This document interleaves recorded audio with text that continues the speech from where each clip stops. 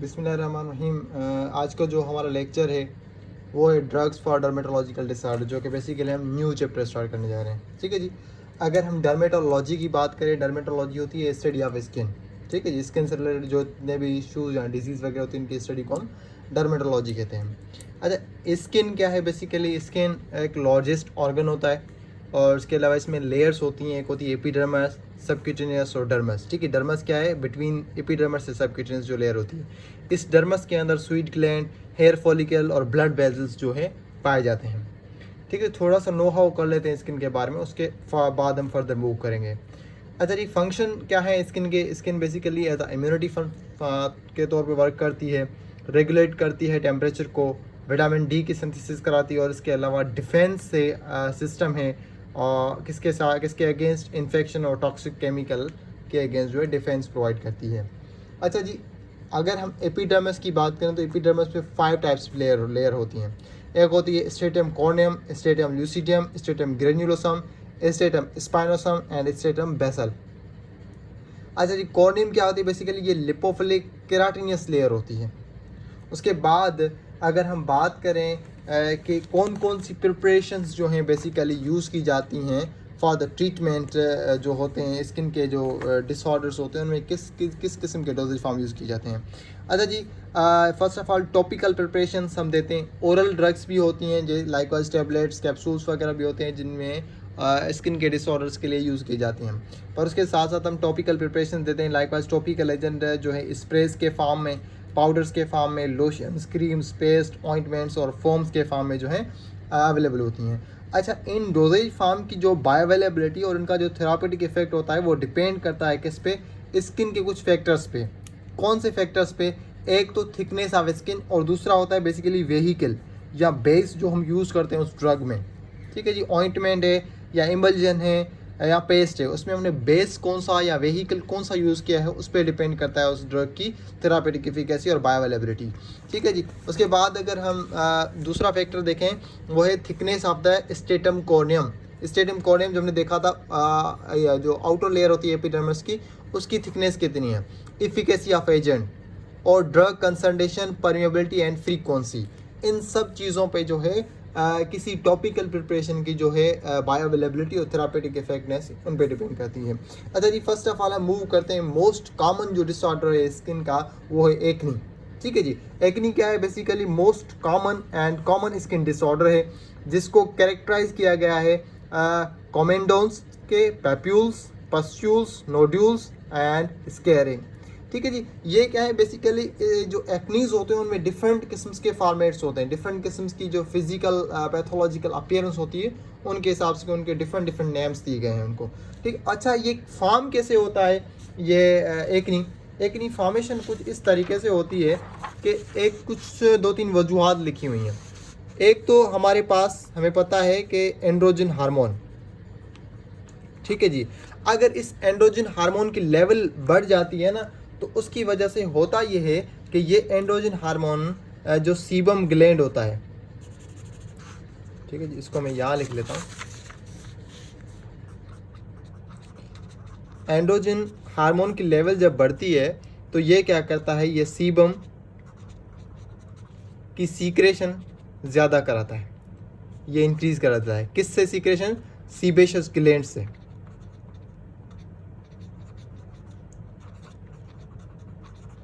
इन sebaceous gland से जो है एंड्रोजन सीबम की सीक्रेशन ज़्यादा से ज़्यादा कराता है, जिसकी वजह से होता यह है कि जो सीबम जो प्रोड्यूस हो रहा होता है ना इसी ग्लैंड में, जैसे कि मैं आपको यहाँ पे एक पिक्चर भी दिखा दूंगा लिपिन कॉर्ड की। उससे पहले आपको थोड़ा बना दूँ, बेस बना दूँ। अगर मैं कंसिडर कर लूँ यहाँ पे हमारे पास सीबेशियस ग्लैंड से जो कि सीक्रेशन रिलीज कर रहे हैं। ठीक है जी। अब ये सीक्रेशन होती क्या है, ये क्यों, इसका पर्पज़ क्या होता है? इसका पर्पज़ ये होता है जब हेयर फॉलिकल्स जो होते हैं ना, ये सीक्रेशन उनको जो है मॉइस्चर करती रहती है, उनको ड्राई होने नहीं देती स्किन को। ठीक है जी। अब इस सीबेशियस सीक्रेशन के साथ साथ जो डेड स्किन से सेल्स होते हैं वो भी जो है बाहर जो है फ्लो करते जाते हैं। ठीक है जी। पर अगर ये सीक्रेशन हद से ज़्यादा बढ़ गई, हद से ज़्यादा होने लगी ड्यू टू द एंड्रोजन की लेवल बढ़ने से, तो ये क्या होगा, डेड सेल जो होंगे वो ओपनिंग जो है ओपनिंग को क्लॉग कर लेंगे। ठीक है जी, जहाँ से ये जो सीबम जो निकल रहा था वो क्लोज हो जाता है, वहाँ पे ओपनिंग बंद हो जाती है, जिसकी वजह से हो गया ये कि ये सीबम जो सीक्रेशन होगी वो अंदर ही अंदर अक्यूमुलेट होना शुरू हो जाएगी, और जिसकी वजह से एक इन्फ्लामेशन हो जाएगी। उस इन्फ्लामेशन और लार्ज अमाउंट ऑफ जो है सीबम वहाँ पे जो है नॉर्मल फ्लोरा के जो हमारा बैक्टीरिया है, प्रोपाइनी बैक्टीरियम एक्नी, वो जो है ग्रो करना शुरू कर देगा, वो फर्दर जो है रेडनेस और इन्फ्लामेशन जो है काज कर देगा। ठीक है, जब मैं थोड़ा सा आपको एक बुक की जो है फिगर दिखा दूँ मैं आपको, उसमें से आपको थोड़ा क्लियर हो जाएगा। ठीक है जी, ये देखें यहाँ पे, इस चीज़ को देखें यहाँ पे, ये तो है नॉर्मल, जब आपका एक्नी वल्गैरिस नहीं है तो क्या हो रहा है कि सीबेशियस सीक्रेशंस आ रही है, वो जहाँ से बाहर निकल रही हैं आराम से। पर अगर ये ऊपर वाला सरफेस अगर बंद हो गया, ठीक है, उससे क्या होगा, ये सीबेशियस सीक्रेशंस अंदर ही अंदर जो है जमा होना शुरू हो जाएंगी। ठीक है जी, इस जमा होने की वजह से जो है क्या है, बैक्टीरिया जो हमारा मैंने आपको बताया कि नॉर्मल फ्लोरा वाला बैक्टीरिया जो है प्रोपाइनी बैक्टीरियम एक्नी, वो जो है ग्रो करना शुरू हो जाएगा, उसकी वजह से रेडनेस और इन्फ्लामेशन हो जाती है। ठीक है जी, यहाँ पे इस चीज़ को लिखा भी गया है कि हाउ दे फॉर्म, मतलब एक्नी कैसे फॉर्म होती है। एक्नी इस तरीके से फॉर्म होती है,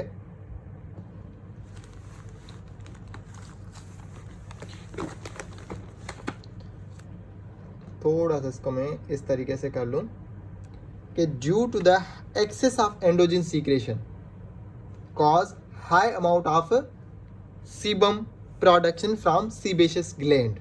ठीक है जी, उसके बाद कहता है we know that in sebaceous secretion contain dead cells, so when high amount of मतलब जो हाई अमाउंट सीबम की जो रिलीज होगी वो क्या करेगी, that carry large number of dead cells which clog the pore, as a result secretion blocked and could not travel outside। ठीक है जी, क्या होगा, जो पोर था वो बंद हो जाएगा, उसकी वजह से क्लॉग हो जाएगा। तो at that time the propionibacterium acnes जो नॉर्मल फ्लोरा है हमारा, enter in clogged pore where it multiply and cause inflammation and redness. ठीक है जी, उसकी वजह से क्या होगा, ये हमारा जो नॉर्मल फ्लोरा बैक्टीरिया है वो उसको चांस मिल जाएगा और जो है वो हमारे एक्नी काज करा देगा। ट्रीटमेंट के लिए क्या है, ट्रीटमेंट के लिए हमें एक चीज़ करनी होती है, या तो हमें सीबम की सीक्रेशन डिक्रीज करनी होती है। ठीक है जी, या तो हमें ट्रीट करने के लिए हमें क्या करना होगा, ये जो सीक्रेशन है इस सीक्रेशन को डिक्रीज करना होगा। ठीक है जी, या जो हमारा जो प्रोपायोनी बैक्टीरियम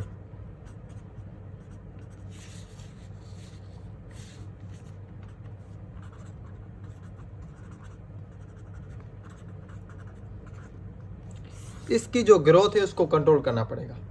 इन दो चीज़ों से हम जो है हम ट्रीटमेंट कर सकते हैं, एक तो सीबेशियस की सीक्रेशन कम कर दें, या प्रोपाइनी बैक्टीरियम एक्नी को जिनकी जो ग्रोथ है वो डिवाइड हो रहा है, मल्टीप्लाई हो रहा है, तो उसको हमने रिड्यूस करना होगा। इस तरीके से जो है हम चीज़ों को ट्रीट कर सकते हैं।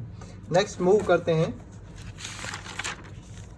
पैथोजेनेसिस की तरफ। ठीक है जी, अब पैथोजेनेसिस क्या है, बेसिकली किस तरीके कहाँ से होती है, काज क्या है इनका, इसका एक्नी का काज ये है कि अल्ट्रेशन इन पाइलोसीबेशियस यूनिट, मतलब जो हमारा सीबेशियस यूनिट है उसमें कोई अल्ट्रेशन आ जाए, एंड्रोजिन की लेवल बढ़ जाए, या प्रोपाइनी एक्नी बैक्टीरियम, ये जो है काजेटिव एजेंट है। ये तीनों के तीनों काज हैं जिसकी वजह से जो है हमारे पास एक्नी हो जाती है।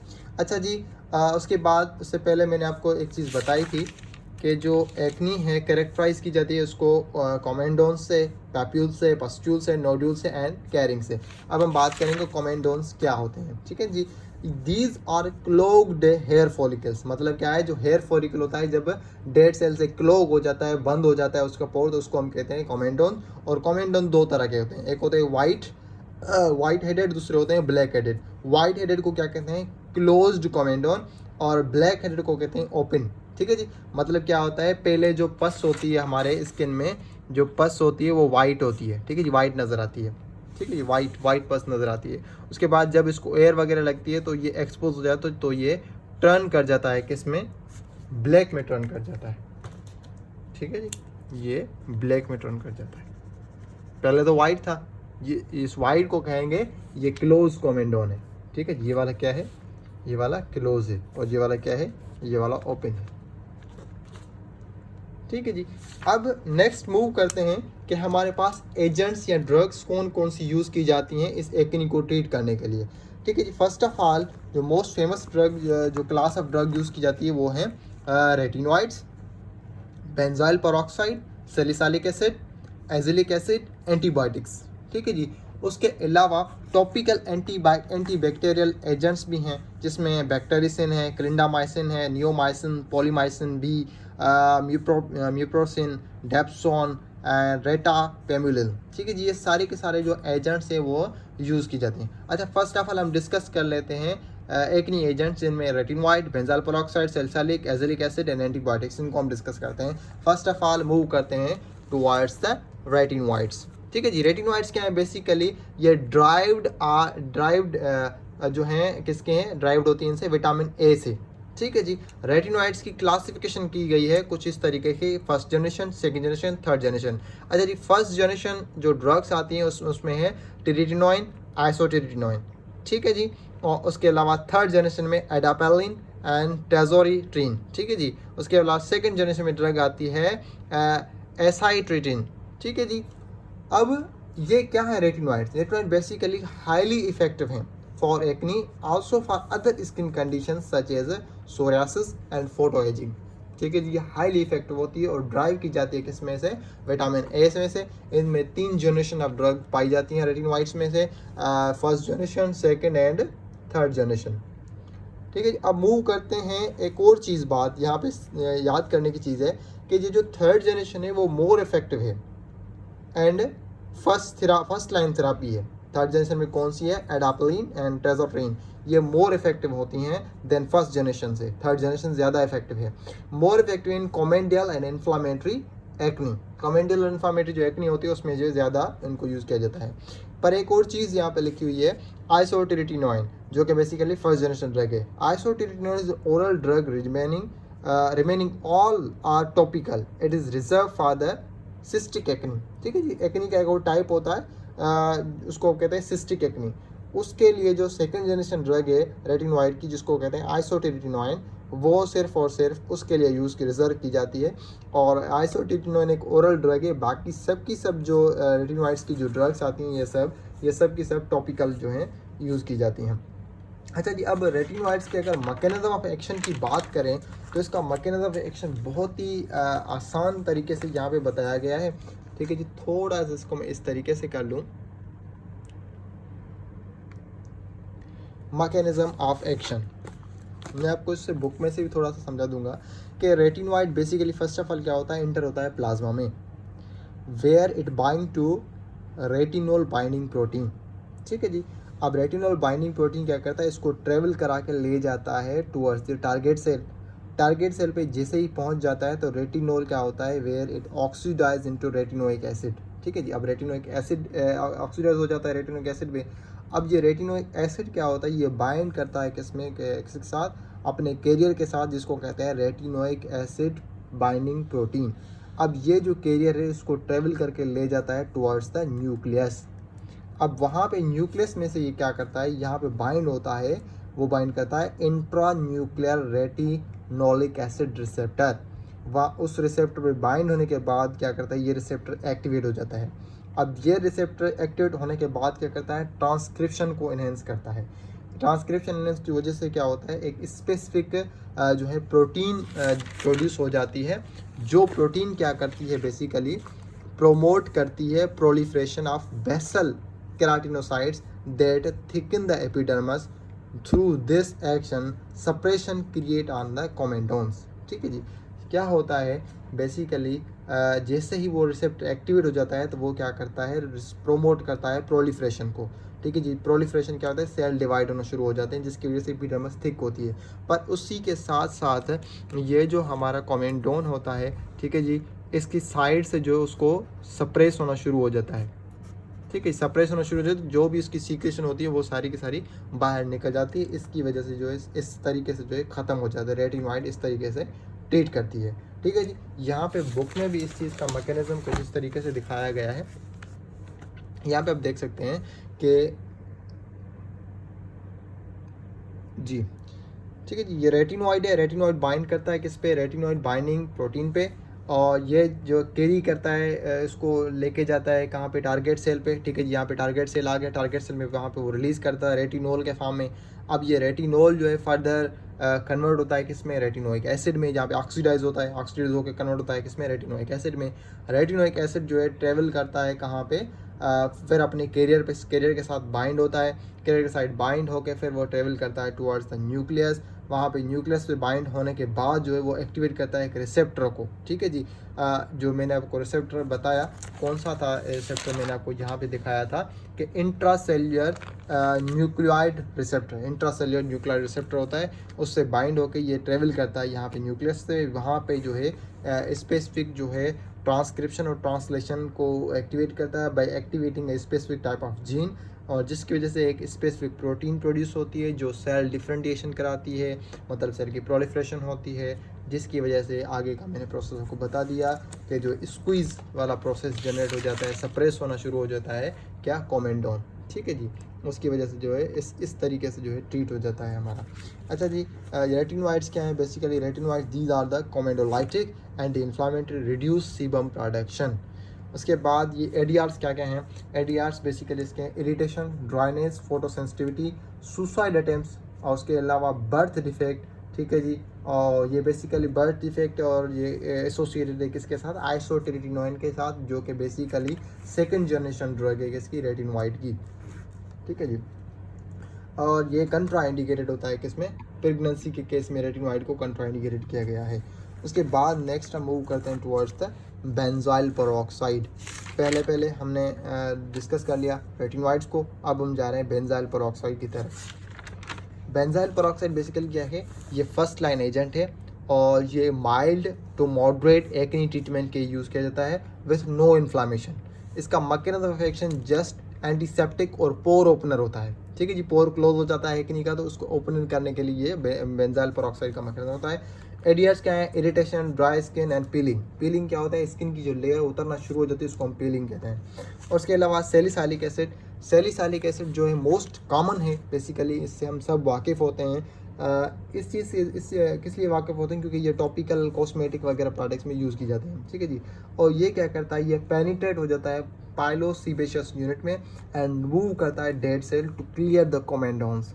और उसके अलावा ये कोमेडोलाइटिक इफेक्ट देता है और यूज़ किया जाता है किसके लिए, mild acne and mild anti inflammatory, available over the counter, ठीक है जी। मतलब विदाउट प्रिस्क्रिप्शन आपको जो है इजीली जो है आप इस चीज़ को एसेस कर सकते हैं। उसके अलावा एडीआर्स, इरिटेशन एंड स्किन पीलिंग, ठीक है। अब नाउ मूव करते हैं हम एजेलिक एसिड की तरफ।